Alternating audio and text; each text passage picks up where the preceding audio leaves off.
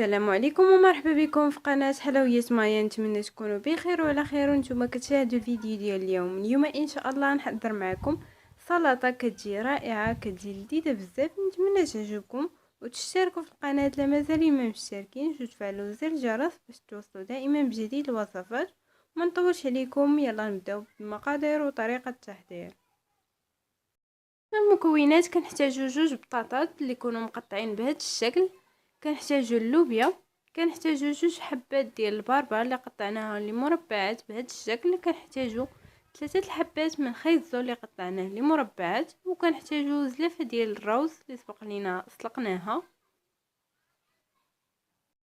من بعد ما وضعنا الخضره ديالنا تسلق، غناخدو زلافه ديال الروز اللي سبق لينا وسلقناها في 2 زليف ديال الماء، وغنضيفو عليها 2 علب ديال التونه اللي يكونوا صغار، وغنضيفو عليها 2 بيضات مسلوقين اللي قطعناهم بهذا الشكل.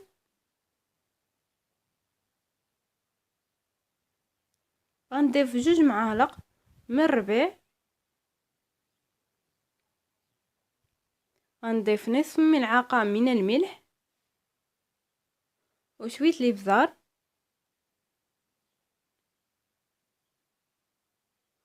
غنوضعو القليل من زيت الزيتون،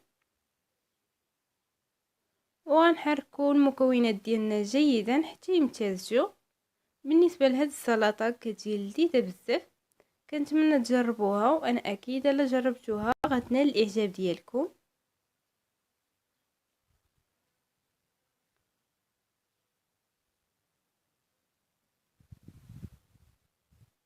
غنستمروا بهذا الشكل، وغنوضعوا السلطه ديالنا جانبا.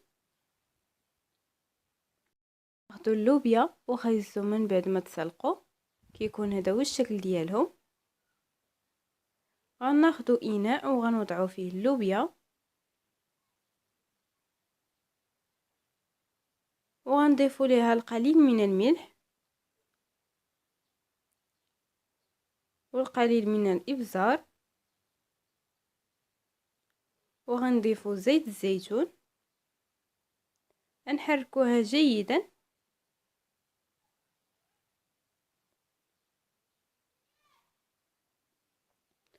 ونرجعوها في الطبسيل.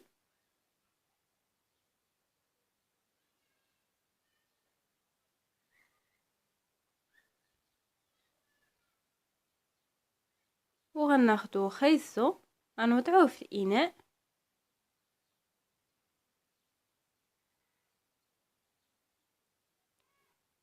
وغنضيفوا عليه الملح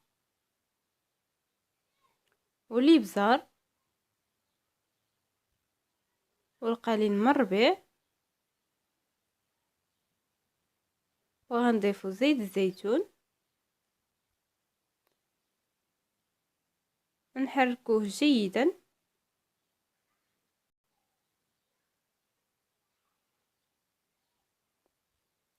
وغنرجعوه في الاناء.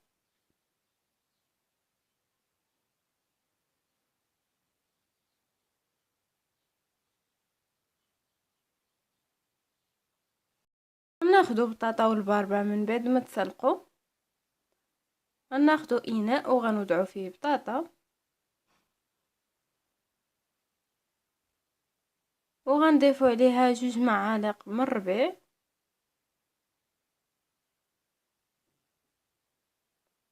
غنضيفو نصف ملعقه صغيره من الملح والقليل من الابزار، وغنضيفو زيت الزيتون، غنحركوها جيدا،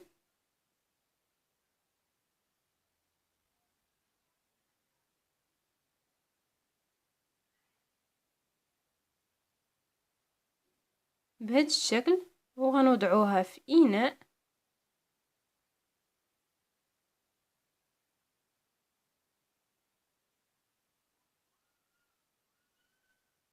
غنحطو بطاطا جانبا، وغناخدو الباربة غنضيفو ليها القليل من الملح وزيت الزيتون، وغنحركوها جيدا بهذا الشكل.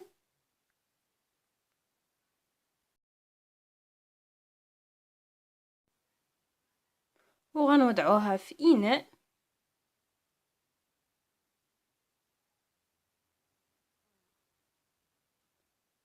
وهكا كنكونوا كملنا الخضره ديالنا.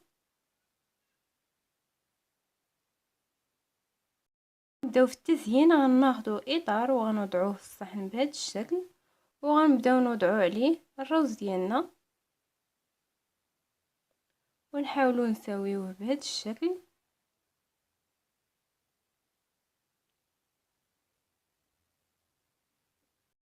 دابا غنحيدوا الاطار بهذا الشكل،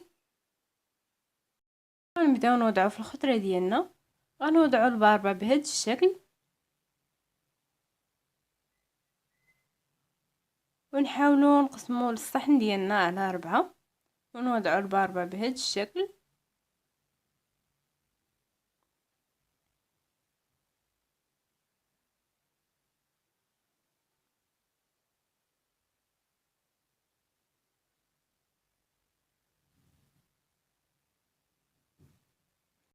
وغنبداو نوضعوا حداه خيزو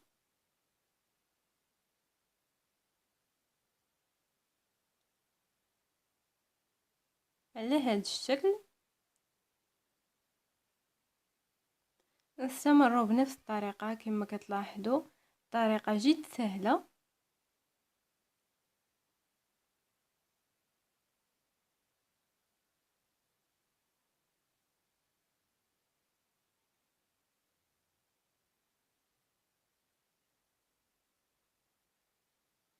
بهذا الشكل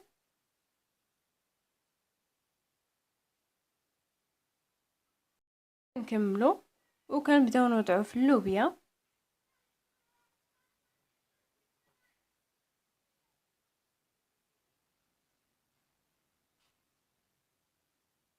كنقادوها بهذا الشكل.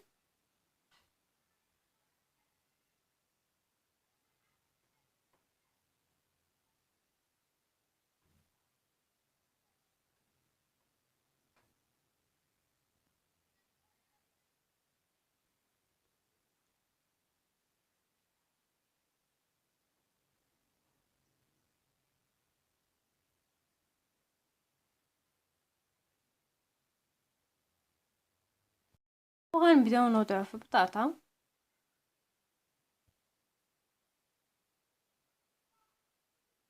على هذا الشكل.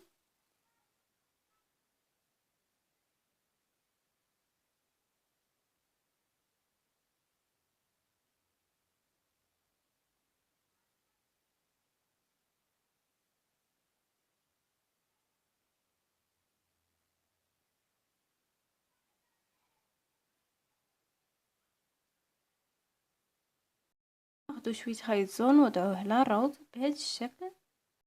هذا هو الشكل النهائي ديال السلطه ديالنا من بعد ما زيناها. كما كتلاحظوا كتجي رائعه، كتجي لذيذه بزاف. نتمنى انها تعجبكم، وما تنسوش تشتركوا في القناه وتفعلوا زر الجرس باش توصلوا دائما بجديد الوصفات. والى الوصفه القادمه ان شاء الله.